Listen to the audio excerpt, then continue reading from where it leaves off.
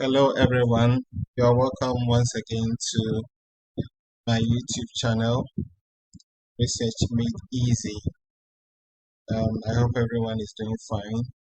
The last time we met, I did a presentation on how to write a research proposal, part 1.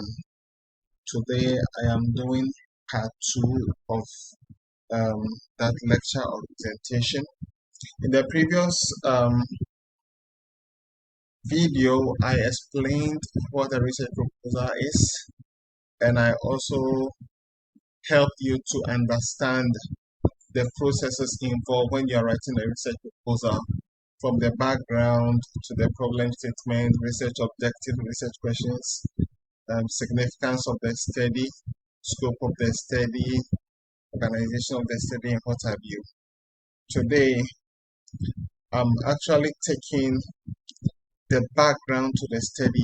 I want you to understand how to write the background to the study in a very, very, very simple and graphical form. Very, very simple and easy to do. All right. So today we are looking at how to write a research proposal, part 2. And I'm Samson Afrifa Jr., research organizational consultant. And today we are looking at writing a good background to the study. All right. So in very simple terms, when we talk of the background to the study, we are looking at the motive and motivation to the study. And to write a good background, you need to have a plan. You don't just start writing the background because you think you should write a background to the study. And sometimes people tend to go and look for other people's work and try to play around it and all that. But things don't really work that way. To write a background to the study, you need to have a plan. And I'm going to take you through that. Now, there is something we call the general to specific approach. The general to specific approach. So, if you are writing a background to the study, what you try to do is that you try to use the general to specific approach. So, in terms of the general to specific approach, what do you look out for? So, whatever topic that you are writing on, in whatever area, from finance to accounting to HR to supply chain, logistics, what have you. Whatever topic that you choose. In writing your background to the study, your first paragraph should look at the global or worldwide perspective of whatever you are trying to research into. Okay, yes. So, global, worldview, perspective of whatever you are trying to write on. Then you come to the continental perspective of what you are trying to write about. So if you are writing it in the African context, you look at what are the issues related to your topic when it comes to the African context, or what studies have been done on your topic within the African context. If you are in Asia, you try to look at the issues regarding the Asian context. If you're in Europe, you try to look at the European perspective of whatever you are trying to write about. Okay, so that is also very important. Then after writing about your topic in terms of the African, Asian, or European context, or whatever continent you find yourself, the next thing that you try to write on is the country specific perspective. So if the study is narrowed down to Ghana, now what studies have been done in Ghana regarding the topic that you are trying to research into? If you are in Nigeria, you may want to look at what other people have done on your topic in related to Nigeria and what did they find and all that. UK, US, or whatever country you find yourself, you try to narrow it down to the country. So you see that by the time you finish writing your background to the study, whoever is reading, you see that there's a clear logical flow from the global dimension or worldwide perspective, to the continental perspective, then to the country specific what perspective. Now we are come to get very practical here.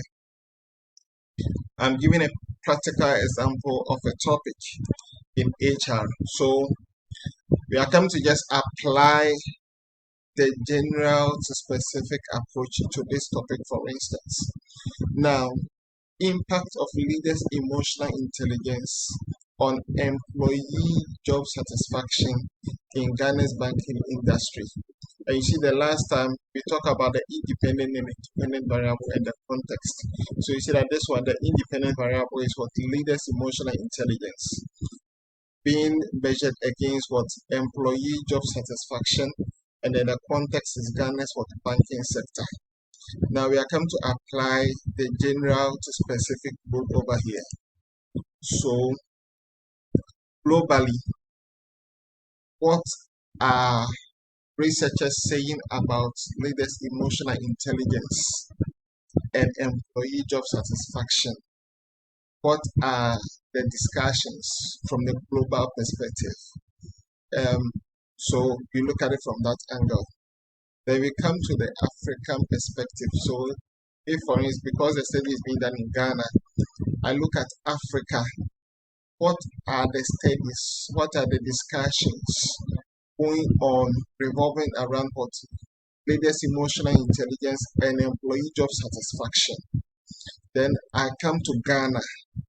What are the studies being done in Ghana over here regarding what the topic that I am looking at? So when I go to Google Scholar and I'm searching for information, because I have a plan of exactly what I want, if I'm putting the keywords, I would try to incorporate some of these things. So leaders' emotional intelligence and job satisfaction, global studies. Okay, it could be a good keyword. I want to find out what studies have been done globally. Then I can come to leaders' emotional intelligence and job satisfaction in Africa. I put that keyword there. I'll see the studies that have been conducted. So, and if you have the plan like this, it guides you in what keywords to put in when you are doing your search and all that. All right.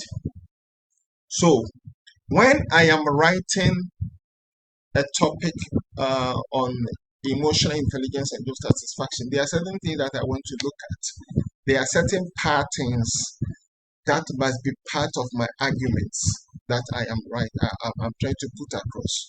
So the first thing is that the reader or whoever is reading my work need to understand what emotional intelligence means. So in my introduction, as I'm writing about emotional intelligence, I need to let people know, okay, emotional intelligence is about the ability of leaders to be able to be aware of their own emotions, control their personal emotions, and the ability to recognize other people's emotions and also what control other people's emotions. So these things must be part of my background, because whoever is reading my work needs to understand what emotional intelligence is. Whoever is reading my work needs to understand what job satisfaction is. Okay? And then another thing that could come into my background when I'm looking at it from the worldview, whatever, is also the relevance of the variables. So, are there any debates about the importance of emotional intelligence in organizations? This is something that I may be also be interested in when I'm also writing on the background from the world perspective, from the African perspective, and then from the Ghanaian perspective. This is another pattern that I will be looking at for. So if I pick, if I come across a paper that has been written on emotional intelligence, leaders' emotional intelligence and job satisfaction from the global perspective, these are some of the things that I'm looking at for in that document. So I don't waste my time reading the entire document and all that to waste time. You get a point? I have key things that I'm focused on to understand and appreciate the issues on the topic. Now, The next thing I may be interested in reading, doing my arguments from the global, continental, and country perspective is the relationship between the variables. So, is it the case that all the studies are showing positive relationship between emotional intelligence and job satisfaction, or there are variations? Or is it the case that some studies are seeing positive relationships and other studies are also looking at finding negative relationships?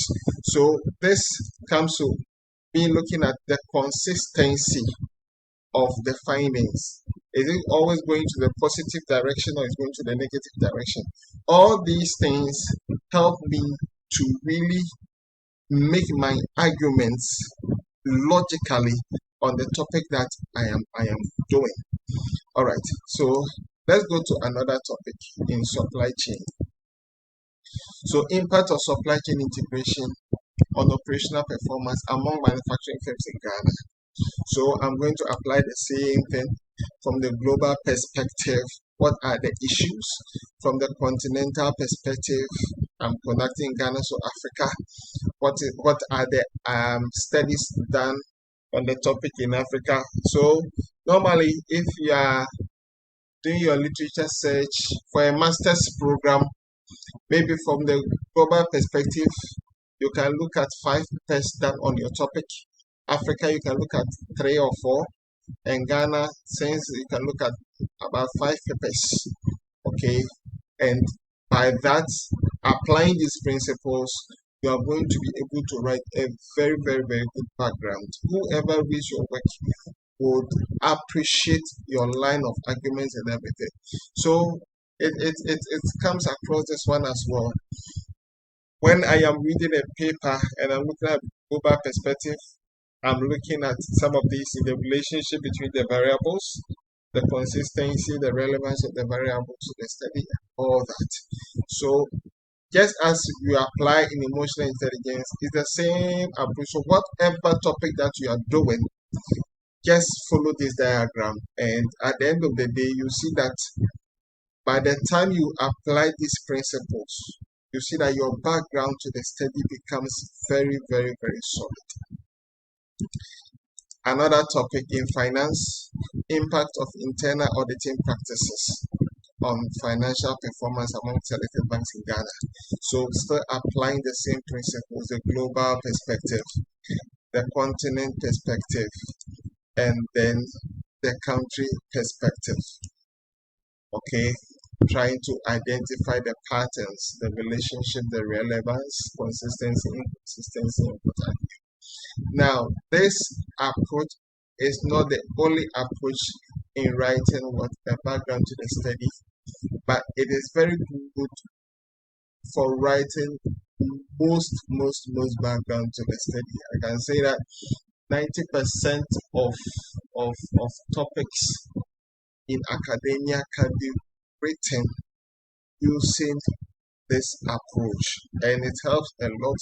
It helps you to have a very good logical flow. You see that in between your paragraphs, okay, your paragraphs flow very, very well. So maybe your first 2 paragraphs can be talking about the global worldview of your variables. Your second 2 paragraphs can be talking about what the continental perspective. Your last 2 paragraphs can be talking about what the country perspective in terms of what have been found.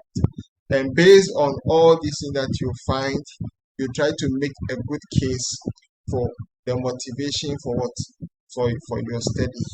And at the end of the day, whoever reads your work, you know that your background is well written. All right, this is the end of this lecture. Thank you very much. Please subscribe to my channel, Research Made Easy. Subscribe, share, like, comment, help to push this agenda forward. The whole motive is to make research very, very, very simple for people, irrespective whether you are a master's or PhD, you are a student, you are a supervisor. I believe in the fact that when we share knowledge, it helps all of us to grow. So thank you very much for listening to this video. I hope it's going to be of so much help to you. Thank you. much.